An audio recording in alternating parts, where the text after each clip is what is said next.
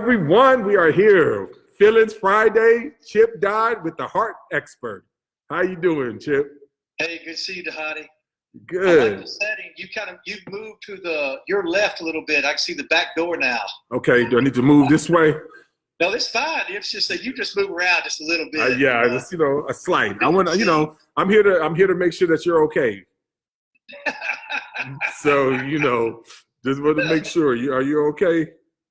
Yeah, I'm okay. I'm good. Okay. I am glad to be alive.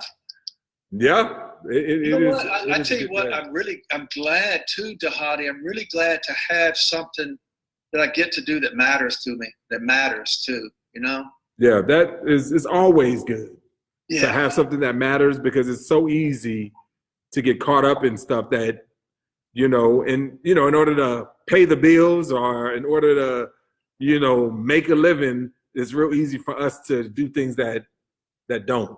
Yeah. And listen, we've got to pay the bills. I get that. I pray about God, make sure I can pay my bills, please. Amen. Yes. But if it's all about paying bills, it's like, we lose what it's all for. Yeah. Yeah. So I'm thankful I get to know what it's for today. What it's for. Amen. Well, we're always grateful to have you on.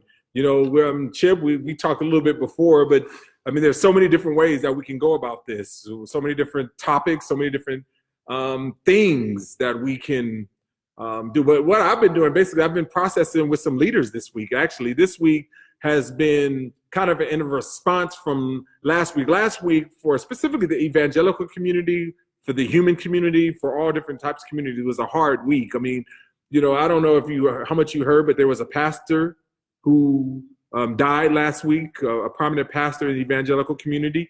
There was Ravi Zacharias, who had the cancer, and that's, he is, important for the community. We also had the Ahmaud Arbery situation that we've been talking about all throughout the week, and then we're still in the midst of this COVID. I think we're in day 64, right, of this COVID pandemic, and so so all of these things are taking place. And so this week I've just been opening up. It's like we need to talk about this, like not just simply the grief of all those things, but specifically the things that divide us. And there's so many things that divide us, and we've been talking about it all week. I brought on actually my brother. We was talking about my brother. Brought on a show Baraka. He came on. We had Dr. George Yancey. I don't know if you know him. He wrote a book called Beyond Racial Gridlock. He wrote a book. I've talked to Wesley, one of our pastors, talking about the scriptures and even the power of performance. And oftentimes that how we end up performing in these situations. And because we're trying to figure out like what's appropriate, what's not appropriate, in these things. And so we can perform. And I've had a couple of times I've just went on some rants. Chip, I just went on some rants for like, it was just me in front of a camera, just talking like. So yeah, they're probably tired of hearing me talk this whole time and want to hear from you. But before you kind of jump in, let me just say what's up to some of the people. And again, just like this whole week, you guys, if there are thoughts or comments or things, put them in the screen, drop them in. We want to make this interactive. We want to be able to talk. And again, I'm going to promise today that I'm going to keep Chip in, make sure that Chip gets to the point and that he allows you guys to talk to him. So people said, what's up, Chip? Pastor Lucia said, what's up? Jackie Taylor said, what's up to you? All the people, the known 360 people here. Yeah. We got people all the way from Colorado. Taylor. Yeah. Taylor, we got Sam Dula on here. We got Dana Egbert. What's up, Dana? We got Jessica, Christy Bryan. So everybody's lining up. They're all lining up to hear the great Chip Dodd, the heart expert, the heart expert, ready to hear from you. Yeah. So I was, how a circle has rings going around it. I know Darren Patrick committed suicide, and on the heels of even another pastor some time ago out in California And let me tell you what my concern is about the pastor who committed suicide. And believe it or not, crazy it sounds, it ties into racial issues, racism, and conflict and division. Mm. But one thing I'm getting to work with some people who work with pastors, and I just want them to hear me say that it's not the profession that's killing the pastors. It's their inability to respond in the profession. Mm. It's like so if we start talking about burnout and programming and fixing all these things, it still comes down to the pastor has to deal with the feelings related to his profession or her profession. Yeah. And I'm not talking about this one man, but even if you have the right words but don't live the words that are right, then you end up isolating, end up being removed from what will heal you. Yeah. I mean, and I'm telling you, and I'm serious, that relationship is a healer. Relationship with ourselves, others, and God is a healer. And it's like programming and understanding are great. Knowledge and insight are wonderful. When it comes down to the rubber hitting the road, insight, knowledge, even understanding, programs are great. Like I say, they're great, but they're like rooster's wings, kind of like a farm. If anybody knows roosters, the rooster's wings are really shiny in the sun. They look real great, but they're not worth much when a big wind comes. Hmm. So if we're not prepared internally, if we're not able to connect our heads and our hearts and speak our hearts accurately to others around us, we don't get fed, nor do we feed. Yeah. And if you don't get fed and you don't feed, then everybody's starving. So you fight for food, so to speak. You fight for understanding and you make demands instead of living in that which brings us together. And Dhati, what brings us together, we touched on before, is empathy, which means knowing what it feels like to be alive and to hurt and to celebrate and to grieve.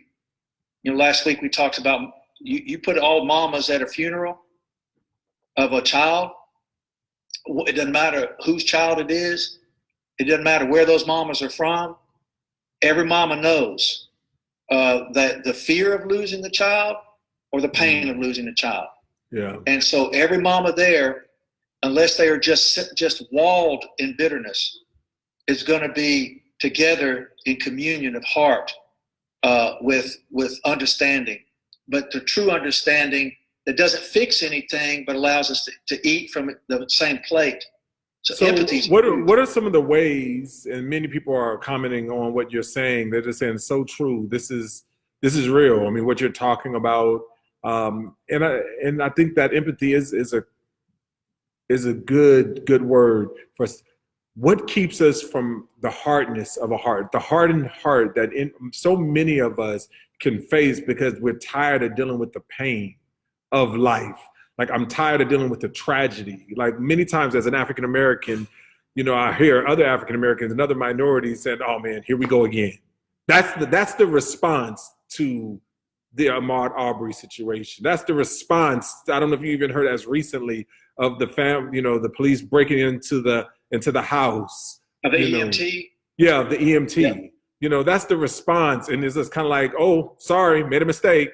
I mean, it's like, here we go again. Like, do we not value like Black lives? And it's like, my heart can only ache so much. I can only grieve so much. I can only be angry so much. I can only feel so much. And so I'll get away from it.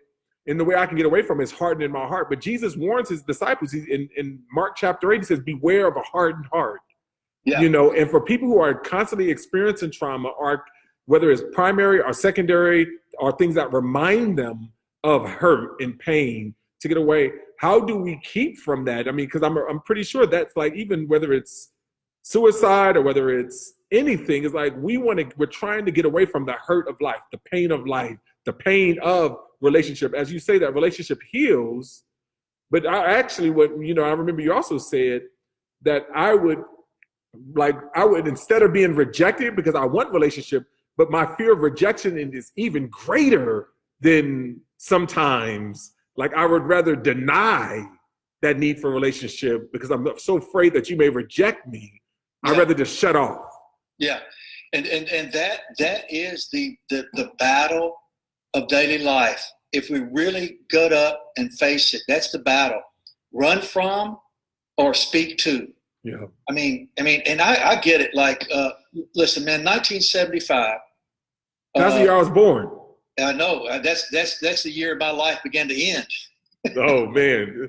Yeah, I walked through double doors into the dark with no intention of ever coming back. And it's a metaphor, but like I gave up hope in spring of age 75. I was done. Like, okay, I'm done. And my body kept moving, but my heart never grew. And I got along and went along, but I was trying not to care about anything. And it's like life won't work like that. It won't work. Either you deal or I deal with my feelings, or they will deal with me. And what's amazing is we think that the feelings are the enemy, but the feelings are the tools or the boats that take us somewhere. Right. And so, we are always going to be struggling with halt, H-A-L-T, H-A-L-T. And Jesus has called us very specifically to, face, feel, so we can have relationship. I mean, he says point blank, it's like he can feed the ones who admit they're hungry. Right. He can attend to the ones who say, my heart is full of resentment and revenge. He can attend to the isolated and those who will admit their loneliness, and he can attend to the worn out and down and out. But Scripture's so clear. I mean, I hate it. I wish it were different, but we've got to cry out. We don't get away from how we were born. We're made to cry out, reach out, and take in. And we live in an unjust world. I mean, Dhati, this world this is war. This is evil. We live in an evil place. And the thing that scares me more than anything is the institutions. Institutions scare me because even the word corporate, and I know it doesn't seem to make sense at first, but it really will. Corporate comes from the word, corporation comes from the word corpus, which is a dead body. And for it to live, it has to have blood and the energy of life. It has to eat people, eat hearts, eat minds. And so institutions will crush people. Like I would say that the profession of being a pastor, if it's about having to please the institution or fit into the institution, it'll crush you because it'll take your heart away from you. And the institutions don't care, people care. Right. And so how much, like that's a good point. When you said the idea of people care, institutions don't care, people care. And that's the idea of what I'm trying to get at, like, how do you keep caring? Because so often we want to get away from caring because in caring brings so much pain, so much loss, so much anger, so many other things. And so so it is that is the tension, is like, I'm tired of caring. I'm tired of grieving. I'm tired of feeling, these things. And then also it's just like the idea of just like, especially caring doesn't fix the problem, right? It doesn't fix it. So why should I continue to care if I'm not going to fix the problem, and caring is not going to fix the problem? Well, the thing is, like the why, there's the answer to the why should I or why do I need to? The answer is you're right to not. I mean, honestly, you're right to not. Don't. I mean, when it comes to like somebody justifying you keeping hope, there's no justification for it. I mean, you could say, well, my kids or, the people around me. Well, yeah, that makes sense. But there's no reason to keep hope. But the reality is you can't stop it. Yeah. I mean, you can't stop hope. The only thing that really can stop hope, as crazy as it sounds, is a bullet to your own head. I mean, but even then, God has made us, the energy of life. You can't get away from yourself. There's no place to go where you can get away from hope. Yeah. You can drown it in booze. You can try to drown it in revenge. You can try to drown it in apathy. But reality is, it's there. We don't control it. God put it in us. And he says so clearly, all of you who labor and are heavy laden, in other words, tired of caring, don't see the point. What's the use? I mean, the reason to not care is plenty. But the confession to face that we can't stop is ultimately unavoidable unless we destroy ourselves. And I think that's an important thing. What you're saying, because you says all of you who are heavy burdened, heavy laden, right? Matthew 11:28. So what's interesting about that is Jesus does not claim in that passage to fix the fact that to fix your burdens, but he doesn't. That's so, because a lot of times what we're trying to do is that we're thinking about how do we fix the problem, which, and what we're talking about is not about fixing racism or fixing pain or fixing something. That's not what we're talking about. We're talking about how do you be present in that, right?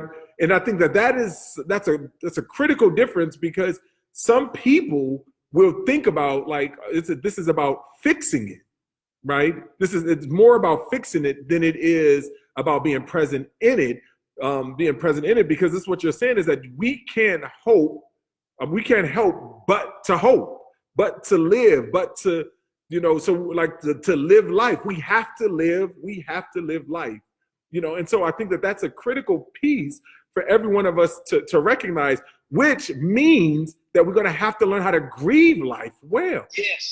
Yes, exactly where I was headed. Yes, go ahead, keep going. And I was amen. Amen. No, I mean, I think that is an important piece for us to be able to grieve life well. But that is, that's a problem, because some people when we're talking about specifically these issues of division, these issues of hurt and pain and consistent system injustice, we're looking for solutions to fix the problem of the systems, which I think, praise the Lord, let's do it. Let's keep fighting. Let's strive for that. However, there's also a thing that we need to make sure that we are staying engaged and we don't become apathetic. And to some degree, we got to be able to learn to deal with our shame, our personal shame, and our own limitations of our inability to fix stuff. Right? Yes. Yes. So the courage is in continuing. Come unto me, all you who labor and are heavy laden, who are in the halt, who are hungry, resentful, angry, lonely, and tired. Like, what's the point? What's the use? Every single person, unless they are in denial or lying, comes to those places when there's enough defeat around them or defeat within them that they say, what's the deal? What's the point? And it's like we either lash out to try to kill everything in our path to make us safe, or we run to hide from everything that could touch us, or we just freeze. I mean, if we have an anxiety reaction to everything going on in our lives, if all these pastors do is create a whole series of new programs to prevent burnout, knowledge, insight, and understanding, they're good things, Dhati, like systems, creating new systems to get people fed, to stop injustice. Amen. But if we think that that's going to allow us the continued passion and love, it's not going to do it. I mean, it's like rooster's wings. It's really nice and shiny, but when the rubber meets the road, we still have to ask ourselves, where am I? Yeah. Where am I? That's good. And it's like, and I'm hungry, I'm angry, I'm lonely, and I'm tired. And hey, Jesus, hey, fellow man, hey, fellow parishioner, hey, next door neighbor, if you got anything for me, I'm sitting down. You got anything to give me? And I'm telling you, Dhati, I mean it when I say that God has created us to eat each other, not as cannibals, but to feed each other, to feed heart. Like, discouragement means loss of heart. And therefore I need encouragement, somebody to help me with my heart.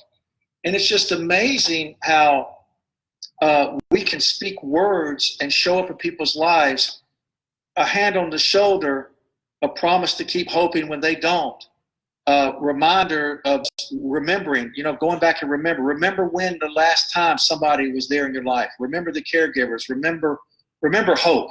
Yeah. That it renews us. And Jesus said, yoke, I'm gentle and humble in heart, which means I get it. Yeah. Jesus is saying, I get it. Man, he went all the way to Gethsemane getting it. Yeah.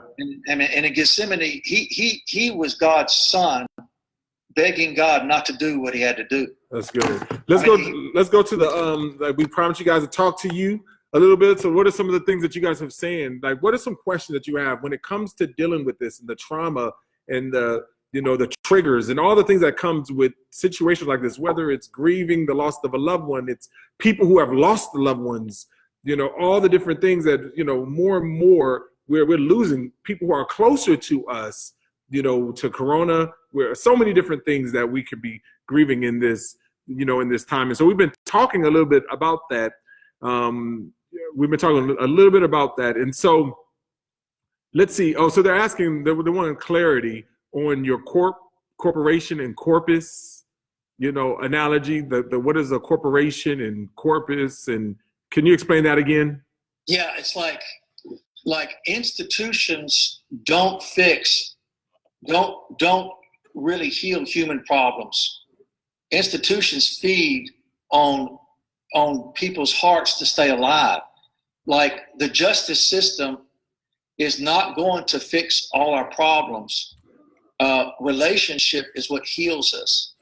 Like with Ahmaud in Georgia, it's like people's cry out to the heart's cry out, the heart's voice, people getting together and actually saying out loud, this hurts, this is lonely. What would it be like if this happened to you? I'm asking you to wake up to empathy. Step outside the walls of the corporation, the dead body, the institution. Step into the yard with me. Step into the ground with me that I live on and say, what would this be like for you? And then what would you want to be done? And what would you need? In other words, have empathy so you can have compassion. Yeah. Because so people are crying out, do something about this, because wake up to being human and let's do human with each other in the name of God. That's good. I think that's an institution that just swallows people. All right, that's good. So one of the things Tola said in here is like, what are some strategies for forgiving those who are not in repentance, who are not willing to be human with you, or not willing to wake up to their empathy? What are some ways to do that, and specifically in situations like this that seem so divisive? Yeah, I think speaking our stories and witnessing with our histories, like for example, like when I removed my life from hope, I spent about a decade doing everything I could not to hope anymore, and there were some people that spoke into my life out in Texas and said they told stories about what it was like for them when they lost hope. They told stories about the experiences of their lives, and then they started telling stories about what happened that changed their lives. Mm-hmm. And then they spoke their fear to me about what would happen to me if I didn't come back to the surface of the earth, so to speak, until what would happen to me if my heart didn't show in my face again. That if my heart remained hard or removed. And they also told me they understood that pain because their own stories were witnessing to empathy and compassion. Mm-hmm. What they were saying was, I don't know what it's like for you, but I know what it was like for me. Yeah. And you can't tell somebody, oh, I get it, I know what it's like for you. Don't ever tell somebody that. Good. That's good. We always say, we always need to speak what it's like for me, to share our experience, strength, and hope, to share our struggle, to share our remembering, and to share the truth. Right. Because there's a lot of times when people always talk about, like, I feel sad for you, or I'm angry for you. Yeah. No, but what you're saying is, no, you got to take ownership and know, I'm sad because of the empathy of what that feels like for me in relation with you. Yes. Yes. And then, you know, I forgot what I was going to say. Go ahead. Yeah, no. So, I mean, so being able to be present, and that's part of being present with one another, is saying that this is what I feel in my experience in being in a relationship with you. Alexis Coots, all the way from Cali. What's up, Alexis? How are you doing? I hope all is well with you, man. He's all the way from Cali. That means he's up early, Chip, to hear from you. It's 8 o'clock out there. So. Hey, listen, he didn't get on Chip Dodd's Facebook Live. He got on Dhati Lewis's Facebook Live. he is here early to see you. All right, so he says this: how do you stay faithful to relationship with those who are on the beginning process of waking up to empathy and know that they should, but are also shaped by their own political and cultural upbringings that are different?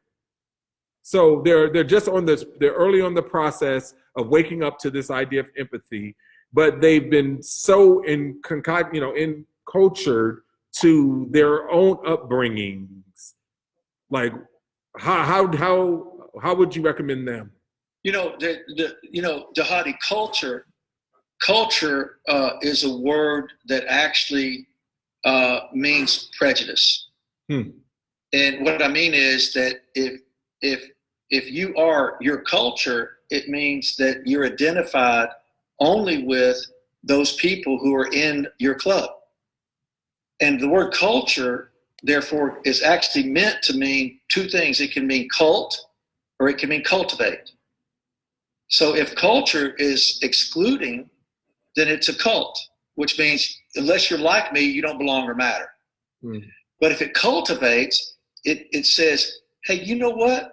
We all experience in this life, regardless of where we're from, the same things. Now, be careful here.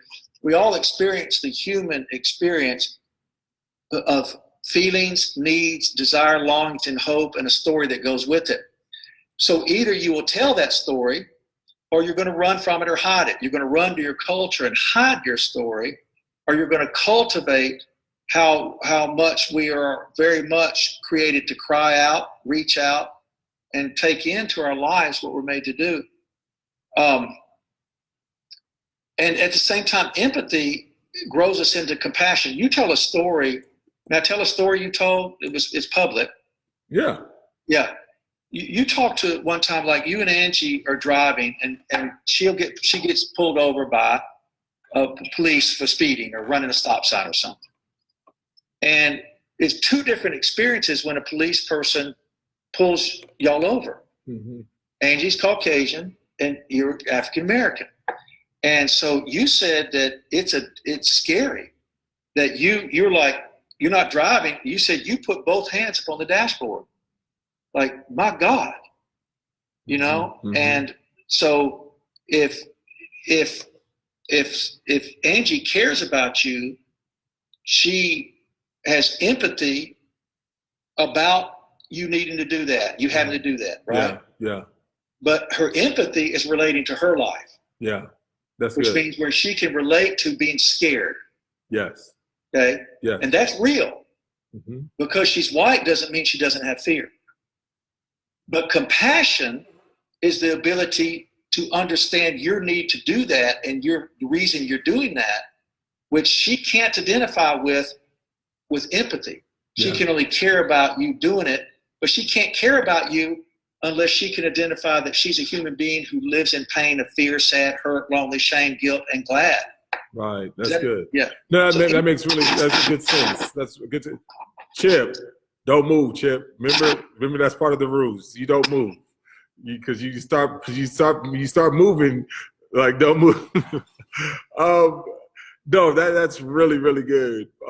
That's what it says. It's empathy that allows us to overcome some of the cultural barriers, that allows us to cultivate. One of the things, because people, first of all, that culture, cultivate. I don't know if that's something you made up or where that came from, but that was good stuff. But Loretta basically is asking, are you saying that culture is a bad thing by default? No, but I know you're talking about and cultivate that it is basically whether it's exclusive or if it's allowing human flourishing, to take place. If a culture cultivates empathy, compassion, creativity, which means seeing a problem, let's do something about it to ameliorate or improve upon the problem. Yeah.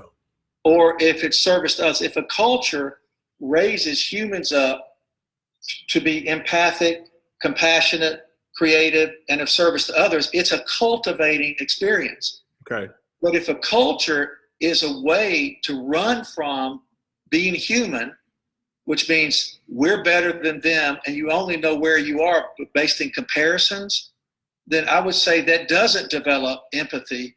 It doesn't develop compassion. It doesn't develop creativity or service to others. It develops defensiveness and judgmentalism. Right. So the culture is wonderful. I mean, the beauty of culture is astounding. Just cultures create the art of life, the beauty of everything around us. So I'm not diminishing culture. I'm saying that when culture is used to remove us from being human, it's scary. Amen. Okay. So Christy Bryant says this. What's up, Christy? How you doing? How do you respond with some church cultures that avoids the discussion or acknowledging empathy regarding racial injustice specifically? So how do you respond that avoids this discussion? Avoid it? Like avoid or even acknowledging kind of the empathy? Well, there's a real legitimate question to ask. And instead of, what happens to us is when a person's avoiding something, it means that there's something going on inside of them. Okay? And it's easy at that point to judge the exterior instead of asking questions about the interior. Right? That's good. Yeah. Because judging the exterior is what gets us all torn to shreds with each other. Like in marriage, the same thing in marriage. If I judge Sonia's exterior, I'm going to judge her interior as motivated by carelessness or selfishness or a lack of, something negative. But see, if we are alive inside ourselves and we're good at listening to our hearts, we're going to ask a person who's avoiding something, what's going on inside of you about this? Even, are you afraid? I love that. I love that what you just said. Let me just state it to make sure I say it right. It says, when someone is avoiding something, that means there's something that is going on inside of them. And so being able to know that, I mean, and that's a lot of emotional intelligence whenever we're avoiding something. So being able to speak to the heart, like, what about this? What's going on inside of you when this situation comes? Yes. Or when that is like, good. Yeah, like, what are you afraid of? Yeah, what are you afraid of? What? Yeah, that's good. And then if we could receive hearing each other's feelings without judging them or trying to fix them or change them, if we could allow a person to have their own experience, miraculous things can happen. But what if their experience is wrong? I mean, what if they're wrong? What if they say, I mean, something like, hey, if someone says, oh, those boys, the McMichaels were just in killing Ahmaud Arbery. What if we're having this conversation and someone shares something that is wrong, that are unjust, that is insensitive, and so, yes, I want them to have their feelings and being able, and not to necessarily fix them, but what if their view is wrong? What are we doing next? What I say is that person's not having feelings, they're passing along a judgment. See, I'm telling you, I mean, Dhati, we've talked about this. These are the feelings. And if a person isn't speaking these, they're not telling the truth. They're not telling the truth about their interior world. So when you say that person, are you talking about the person saying that person is wrong? You're like, if I'm telling that person that you're wrong, that I'm judging them. And the person who says the thing that's wrong is also not telling the truth. Yeah. See, because if somebody says something like frighteningly unjust, like crazy, inside me, I want to say, dude, you crazy. Yeah. You know, like that's ridiculous. You know what I'm going to do? I'm going to make sure that you never come in this building again. Yeah. Whatever. Yeah. But the truth is, I offer this person an opportunity. What you're saying, I feel so scared about, because what you're saying is not you telling the truth about yourself. You're passing a judgment. I'm scared and I'm angry, and I don't want to come any closer in relationship with you until I know where that's coming from. Where in your heart is that coming from? What's your experience in life? Basically, what I'm saying, what are you scared of? What are you sad about? What happened to you? Who raised you? Where did you learn this? Yeah. You know, who are you being loyal to? And so where, you know, because until a person can speak their feelings to me and the story that goes with it, I'm very hesitant to be close to them or to trust them. Yeah.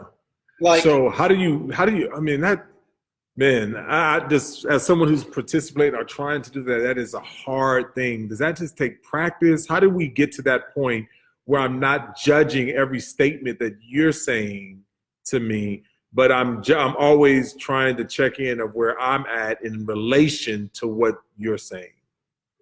Yeah, and that's where, you know, well, there's always a bunch of things, but one big thing, do I have a community that I can turn to talk about what's going on with me?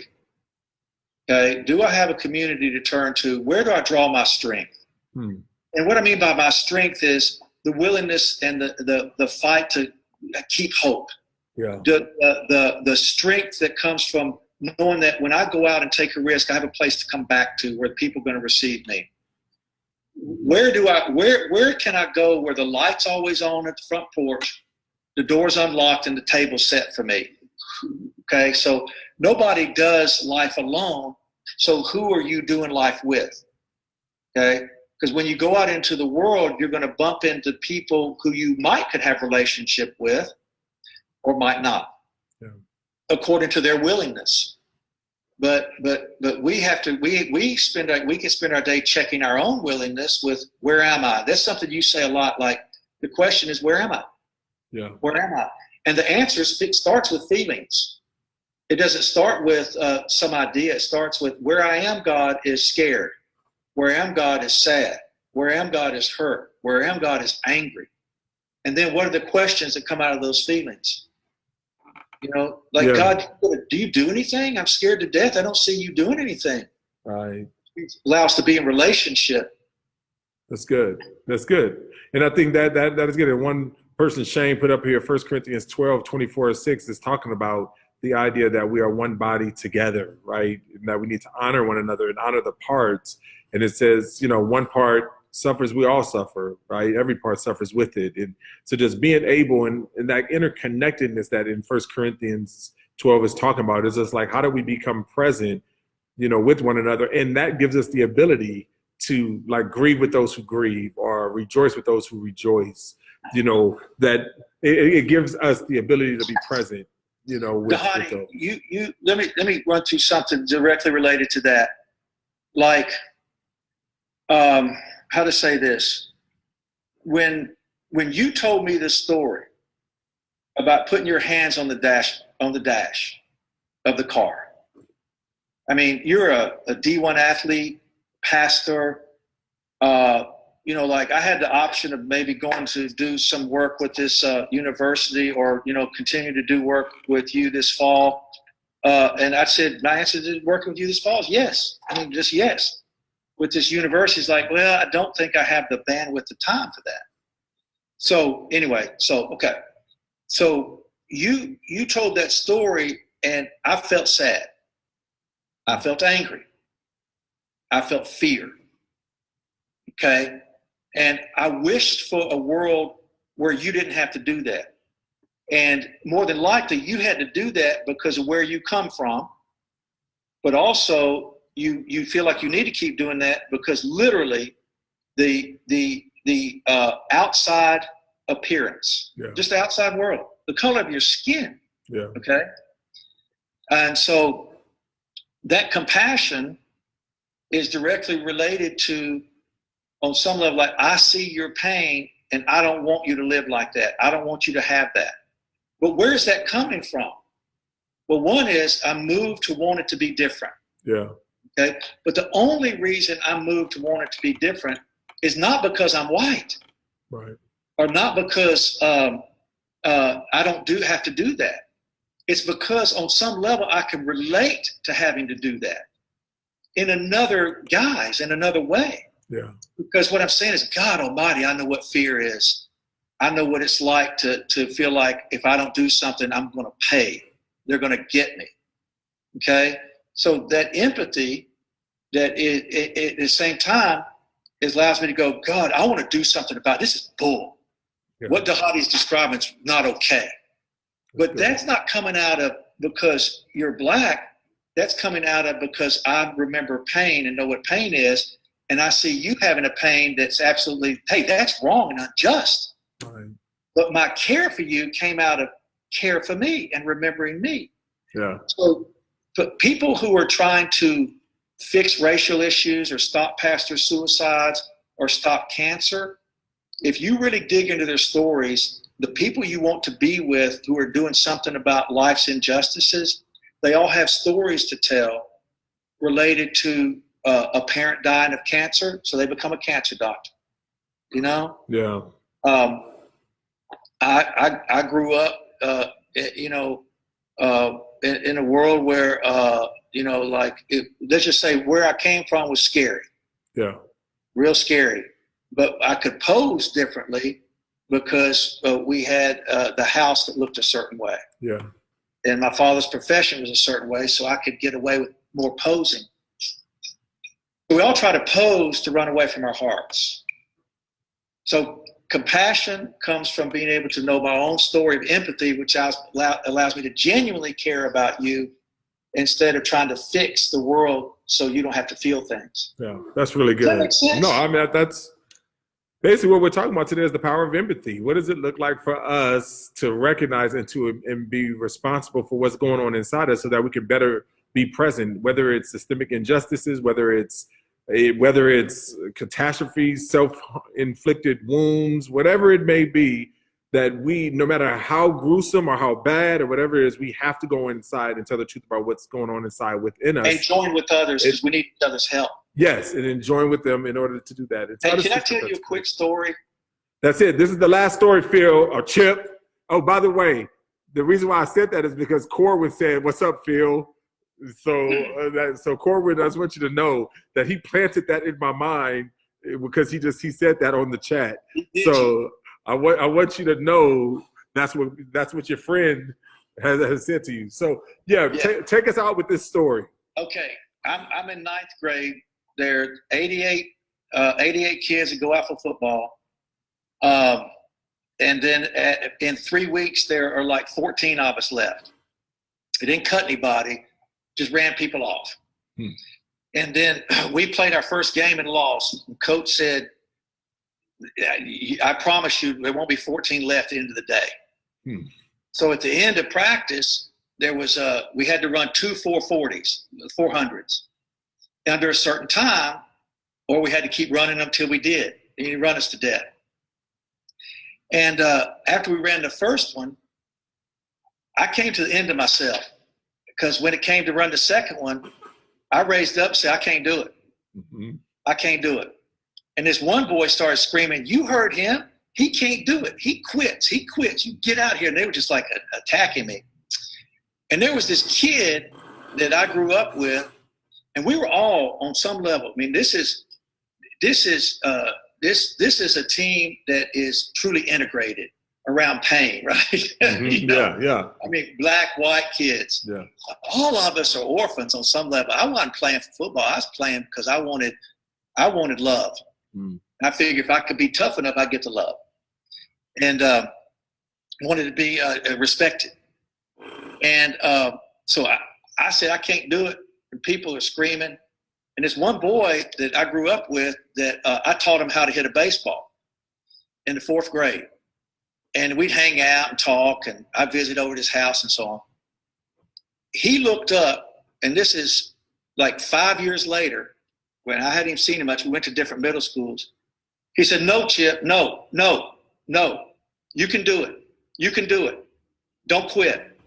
And I remember looking at him like, and all of a sudden I was like, okay. He gave to me back what I had given to him. He remembers what it's like to quit or not be able to hit a baseball. Had 3 older brothers that just picked on him all the time. And he gave me care when I couldn't care for myself. And he gave me love when I didn't know how to love myself. He gave me strength. Yeah. But I'm telling you, and Dhati, had I quit that day, I think my life would have gone way down because I wasn't playing for football. It was life or death, love or no love for me. Yeah. So, and I stayed because of him. Man. So that to me, and he was black. Yeah.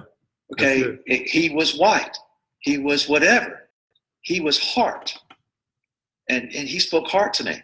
Yeah. That's good. So, yeah. No, I think that's a powerful thing, and just being able to relate. And our ability to relate is our ability to go into the roadmap of our heart, which we call empathy, and to be present with one another. And then, and then being able to meet each other in our cry outs, in our reach outs, right? And in our abilities to take in. We live in an unfair place. We live in an unjust place. We live in a tragic place, and it's not going to change, but we can change in the midst of a place that won't change. Yeah. That's good. And Jesus is the change maker, and we are together in him. That's good. Well, once again, we are here with Dr. Chip Dodd, and he is the author of The Voice of the Heart and the Needs of the Heart. By the way, for those of you guys who want to take a deeper dive in this, we have an imprint class coming up this June, starting June, I think the 2nd, or June 3rd, which is that first Wednesday in June. There's many imprint classes, but on June, we're going to be going through The Voice of the Heart, and we're going to be taking one chapter a week it's going to be 9 weeks, and we're going to do Voice of the Heart and the Needs of the Heart. So if you want to do it, sign up, go to Blueprint Church / I think imprint. We'll put it in the memo, and then we will have and we'll just come. You have to pick up the book, Voice of the Heart, and then you have to pick up the workbook that is going to be associated with, and we're just going to take one a week and just get a chance to work through it. And then next year, Known 360, that we will have signups for that as well. So be on the lookout for that, Known 360. And so I'm really excited about being able to tell the truth about what's going on inside, so that we can be present. We can learn how to show the power of empathy, but you cannot give yourself if you do not have yourself, and we want to teach you how to have yourself and using the tools that God has given us. And so, Chip, we appreciate you. Thank you once again. Feelings Friday. Hope you guys enjoyed it. We are way over. We are 18 minutes over to it, but hey, I had to let him tell his last story. So it was good. It was good. You brought it home for us. So You're very kind. All right. Well, we appreciate you. Thank you. We'll see you guys next time. God bless you.